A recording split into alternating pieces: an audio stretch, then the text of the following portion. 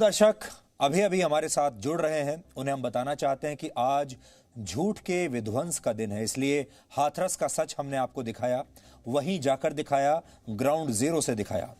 अब हम आपको बाबरी मस्जिद विध्वंस का सच दिखाएंगे और इसके बाद थोड़ी देर में अमेरिका में डिबेट की टूटती मर्यादा के बारे में भी आपको बताएंगे। स्वतंत्र भारत के इतिहास की सबसे महत्वपूर्ण तारीख 6 दिसंबर 1992 से जुड़ा कानूनी विवाद आज समाप्त हो गया है। यह वो तारीख है जिस दिन अयोध्या में बनी उस विवादित ढांचे को गिरा दिया गया था जिसे बाबरी मस्जिद के नाम से जाना जाता है। इस केस में आज 28 वर्ष बाद स्पेशल सीबीआई कोर्ट ने अपना फैसला सुना दिया है। कोर्ट ने आज सभी 32 आरोपियों को बरी कर दिया और इन आरोपियों में बड़े बड़े नाम थे। आरोपियों में लाल कृष्ण आडवाणी, मुरली मनोहर जोशी, उमा भारती और उत्तर प्रदेश के पूर्व मुख्यमंत्री कल्याण सिंह जैसे बड़े नाम शामिल हैं। केस की शुरुआत में कुल 49 आरोपी थे, लेकिन उनमें से अब 17 की मौत हो चुकी है। अदालत ने आज ये माना कि यह घटना प्री प्लान्ड यानी सुनियोजित नहीं थी। कार सेवकों की भीड़ अचानक बेकाबू हो गई थी और उसने मस्जिद पर धावा बोल दिया था, यानी भीड़ अचानक से बेकाबू हुई, इसकी कोई योजना पहले से नहीं बनी थी। कोर्ट ने यह भी माना कि जिन लोगों को आरोपी बनाया गया उन्होंने कार सेवकों को रोकने की कोशिश की थी, यानी भड़काया नहीं था बल्कि कार सेवकों को रोकने की कोशिश की। जांच एजेंसी सीबीआई ने इस केस में कुल मिलाकर 351 गवाह पेश किए थे। सबूत के तौर पर 600 दस्तावेज भी पेश किए गए थे अदालत के सामने, लेकिन अदालत ने सारे सबूतों को खारिज कर दिया। सीबीआई कोर्ट के जज सुरेंद्र कुमार यादव ने अपना फैसला कुल मिलाकर 2300 पेज में लिखा है, 2300 पन्ने। इसमें विस्तार से सारे सबूतों और गवाहों के बारे में जानकारी दी गई है। अब आपको बताते हैं उन 3 महत्वपूर्ण तथ्यों के बारे में जो आज के फैसले का आधार बने हैं। फैसले में जो सबसे अहम बात है वो ये कि बाबरी ढांचा गिराए जाते समय भगवान श्री राम की मूर्तियां अंदर ही रखी हुई थी। जब तीसरा गुंबद गिरने वाला था तब इन मूर्तियों को वहां से निकाला गया। जज ने यह माना कि अगर ढांचा गिराने की पहले से कोई योजना होती तो इन मूर्तियों को पहले से हटा लिया जाता। दूसरा महत्वपूर्ण तथ्य यह है कि साजिश के सबूत के तौर पर पेश किए गए वीडियो, फोटोग्राफ्स और दूसरे दस्तावेजों का किसी भी फोरेंसिक लैब में सत्यापन नहीं हुआ था। एक भी फोटो के नेगेटिव जमा नहीं किए गए थे जिससे यह साबित हो सके कि ये फोटो असली हैं, क्योंकि असली साबित करने के लिए उसका नेगेटिव भी साथ में होना चाहिए। आपको याद होगा उस जमाने में जो तस्वीरें खींची जाती थी उसमें एक नेगेटिव भी होता था। और अखबारों की कटिंग भी जो पेश की गई थी उनकी भी फोटो कॉपी पेश की गई थी, ओरिजिनल पेश नहीं किया गया, इसलिए अदालत ने इन्हें सबूत नहीं माना। तीसरी बात जो फैसले का आधार बनी वो ये कि गुंबद पर चढ़ने वाले किसी भी व्यक्ति का संबंध किसी आरोपी नेता के साथ स्थापित नहीं हो पाया। इसके अलावा आईबी की एक रिपोर्ट को भी आधार माना गया जिसमें 6 दिसंबर को अयोध्या में उपद्रव की आशंका जताई गई थी, यानी आईबी ने पहले ही कह दिया था कि ऐसी कोई हिंसा वहां हो सकती है। आज 32 में से कुल 26 आरोपी फैसला सुनने के लिए कोर्ट पहुंचे थे, जबकि लाल कृष्ण आडवाणी, मुरली मनोहर जोशी, कल्याण सिंह और उमा भारती वीडियो कॉन्फ्रेंसिंग के जरिए हाजिर हुए। बरी हुए लोगों के लिए यह फैसला बहुत बड़ी राहत है। इनमें सबसे बड़ा नाम लाल कृष्ण आडवाणी का है, जिनके राजनीतिक करियर पर हमेशा ये आरोप किसी तलवार की तरह लटकता रहा। एल.के. आडवाणी इस फैसले से आज काफी खुश नजर आए। वो अपने घर के बाहर खड़े मीडिया के लोगों का अभिवादन करने के लिए बाहर भी आए। एल.के. आडवाणी इस समय 92 वर्ष के हो चुके हैं, 92 ईयर्स। बाद में उन्होंने मीडिया के लिए अपना एक रिकॉर्डेड संदेश जारी किया है और वही रिकॉर्डेड संदेश अब हम आपको सुना रहे हैं। स्पेशल कोर्ट का आज का जो निर्णय हुआ है वह अत्यंत महत्वपूर्ण है और हम सब के लिए बहुत खुशी का प्रसंग है। बाबरी मस्जिद को गिराने के मामले में कुल 2 एफआईआर दर्ज की गई थी, जिनमें पहली में अज्ञात भीड़ को आरोपी बनाया गया था। लेकिन कुछ दिन के बाद, जब पहली एफआईआर दर्ज हुई उसके कुछ दिन के बाद अयोध्या पुलिस ने एक दूसरी एफआईआर दर्ज की और दूसरी एफआईआर में इस बार लाल कृष्ण आडवाणी और मुरली मनोहर जोशी समेत 6 बड़े नेताओं को आरोपी बनाया गया, बीजेपी के नेताओं को।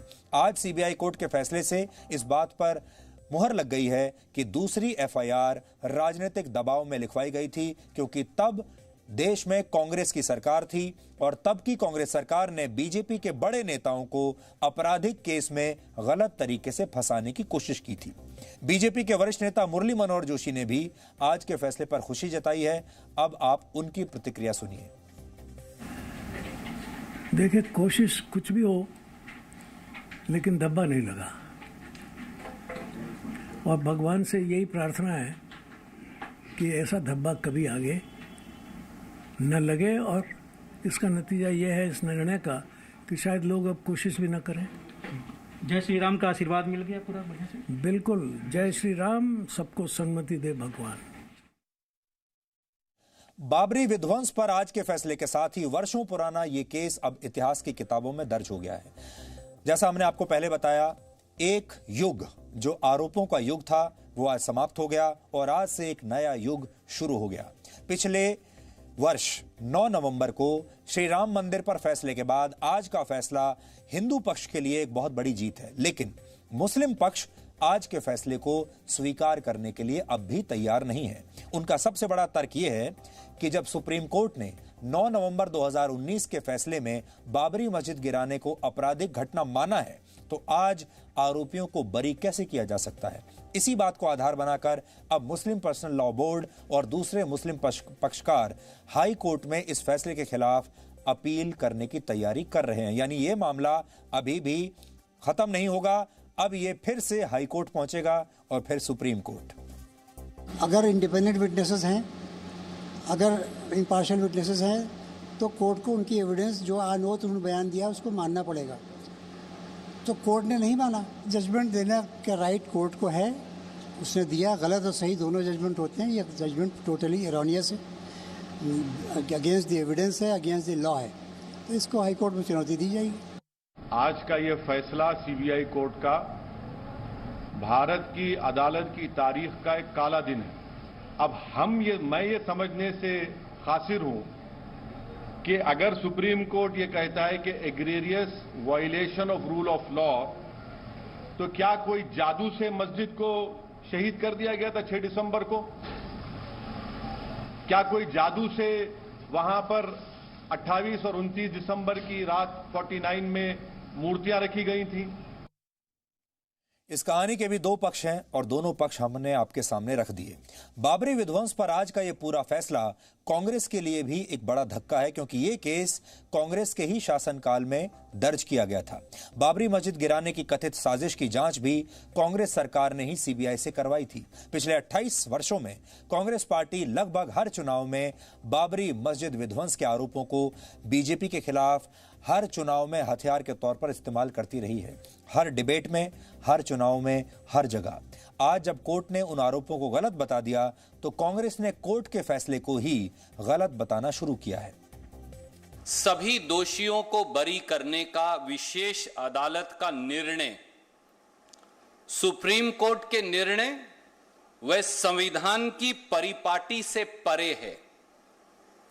सुप्रीम कोर्ट की 5 न्यायाधीशों की खंडपीठ के 9 नवंबर 2019 के निर्णय के मुताबिक बाबरी मस्जिद को गिराया जाना एक गैर कानूनी अपराध था, पर विशेष अदालत ने सब दोषियों को बरी कर दिया। विशेष अदालत का यह निर्णय साफ तौर से सुप्रीम कोर्ट के निर्णय के भी प्रतिकूल है।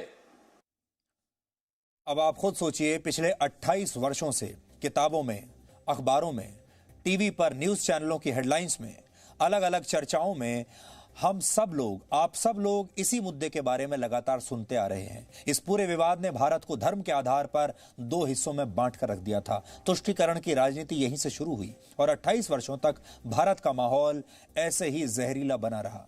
कुछ लोग अब भी इस विवाद को कायम रखना चाहते हैं, वो ऐसा कर भी सकते हैं, लेकिन बाबरी विध्वंस पर आज का फैसला एक नए युग की शुरुआत है और यह युग शांतिपूर्ण युग हो सकता है। सुप्रीम कोर्ट के आदेश के बाद श्री राम मंदिर का निर्माण जारी है, मंदिर बन रहा है और अब इस मामले से जुड़ा अंतिम कानूनी विवाद भी समाप्त हो चुका है। सदियों तक भारत का समाज इस मुद्दे को लेकर बटा रहा। इसे लेकर खूब राजनीति हुई, लेकिन अब वो दौर समाप्त हो चुका है।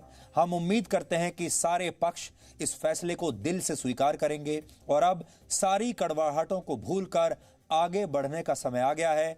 आज से जो नया युग शुरू हो रहा है उसमें सारी कड़वाहटें दूर रखकर प्रेम भाव से प्रवेश करने का ये समय है।